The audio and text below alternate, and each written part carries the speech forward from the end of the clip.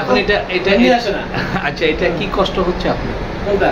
এটা কারণে কি সমস্যা হচ্ছে? সুস্থ কোনো কষ্ট না, সুস্থ লাগে, অস্বস্তি লাগে, মনে হইলে অস্বস্তি লাগে। হ্যাঁ, একটু তাই। এর কি হাত দিয়ে প্রতিদিন দেখেন? না, প্রতিদিন দেখি না। মাঝে মাঝে যখন গেঞ্জি চেঞ্জ করি, গোসল করি, যখন হাতের সাথে লাগে তখন মনে হয় যে এটা অড লাগে, ফেল লাগে। তো এটা তো অড লাগে, তো এটা তো আপনি দীর্ঘ ৩-৪ বছর থেকে আপনি বললেন, তো এতদিন ৩-৪ বছর মনে হয় সময় তো হয় না, কেন কেন জান না বা এখন কেন মনে হচ্ছে সময় তো হয় না? আপনার কাছে গিয়ে আমার করে আজকে মনে হলো যে আপনার কাছে বলে দেখি, মানে কিউরিওসিটি কত থেকে আর কি, মানে সিরিয়াস কোনো আর্জ নাই, তার কোনো অসুবিধা নাই।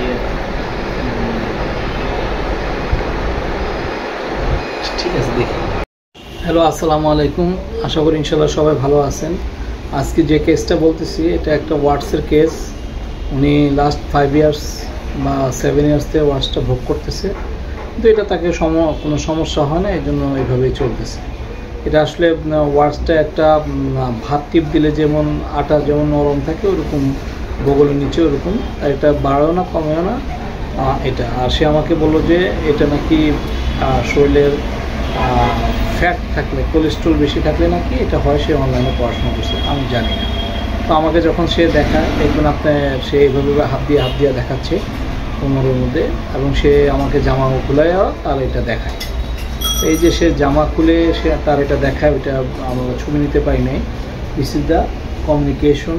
আর সে এটা 6-7 বছর সমস্যা নেই, কোনো কিছু হয় নাই, নেই এখন মনে হচ্ছে নেই।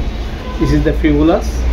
আর বললো যে এই দেখেন কথা বলার সময় সে হাত পা মাথা নেড়ে এমনি কথা বলতেছে, মাথা নেড়ে এমনি কথা বলতেছে।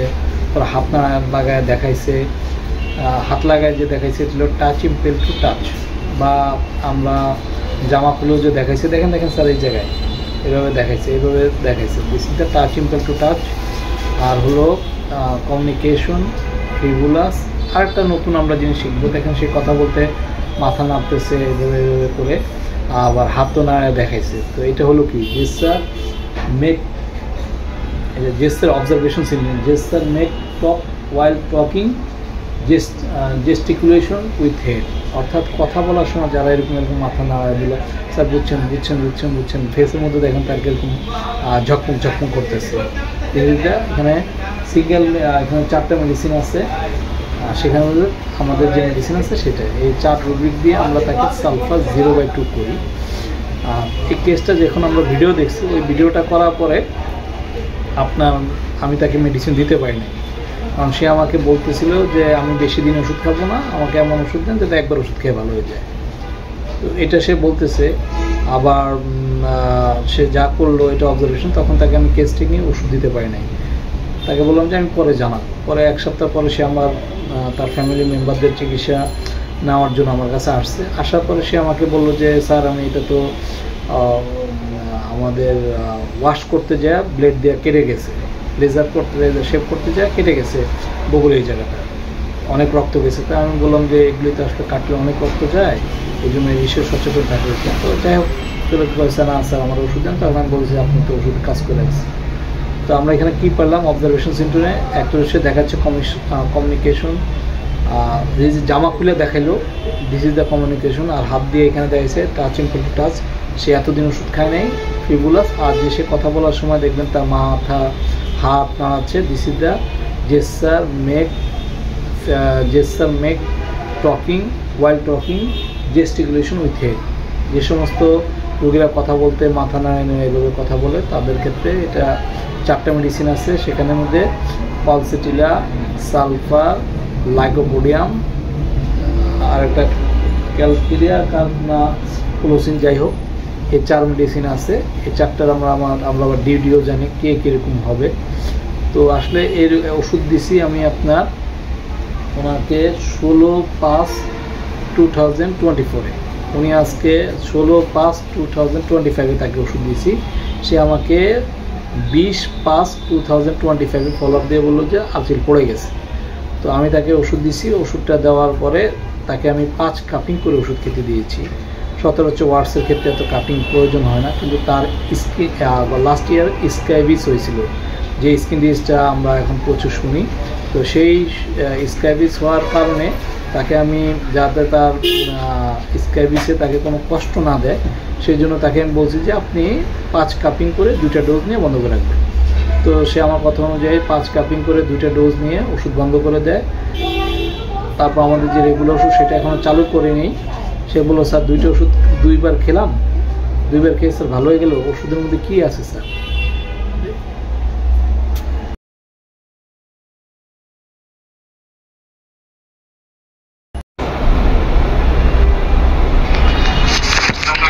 আসসালামু আলাইকুম স্যার, আমার ওই যে আমফিতে যে ওয়ার্সটা ছিল ওইটা তো আপনার থেকে ওষুধ নিয়ে খেয়েছিলাম। খাওয়ার পরে আলহামদুলিল্লাহ 2 দিন খেয়েছিলাম, খাওয়ার পরে এটা ওয়ার্সটা শুকিয়ে এটা পড়ে গেছে। আস্তে আস্তে ওই যে জায়গায় ওয়ার্সটা ছিল ওই জায়গায় আস্তে আস্তে শুকাচ্ছে আলহামদুলিল্লাহ। দেখি, thank you for selecting a good medicine, right medicine. আসসালামু আলাইকুম। আমরা পেশেন্টের ফলো আপটা শুনলাম। এখন পেশেন্ট আমাকে কি বলছে আরও বলি। পেশেন্ট বলতে স্যার 2বার ওষুধ খেলাম, এটা তো স্যার ক্ষুদ্র থেকে ক্ষুদ্র, এখানে তো কিছুই নেই, এতেই আল্লাহ ভালো করে দিল আমাকে, এতেই আল্লাহ ভালো করে দিল। তারপর বললাম যে স্কিন ডিজিজ থাকার কারণ আমি আপনাকে এভাবে ইয়ে করছি যাতে স্কিন ডিজিজ আপনাকে কোনো কষ্ট না দেয়। তো আসলে প্রতিটা কেস এরকমই।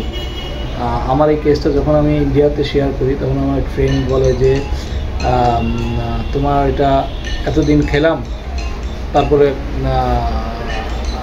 এর আগে আমি আচিলের জন্য 7-8 মাস ধরে একটা ওষুধ খেলাম, ভালো হয় না, তোমার এটা দেখি একবার ওষুধ দিয়ে ভালো হয়ে গেল, এইভাবেই আর কি। তো সবাই কেসকে খুব মনোযোগ সহকারে বোঝার চেষ্টা করব, অবজারভেশন সিমটমগুলি ধরার চেষ্টা করব এবং পিকুলিয়ার অ্যান্ড আনকমন সিমটমগুলি ধরার চেষ্টা করব, তাহলে আমাদের কেস ধরা বোঝা অনেক সহজ হয়ে যাবে। সবাইকে ধন্যবাদ। আসসালামু আলাইকুম।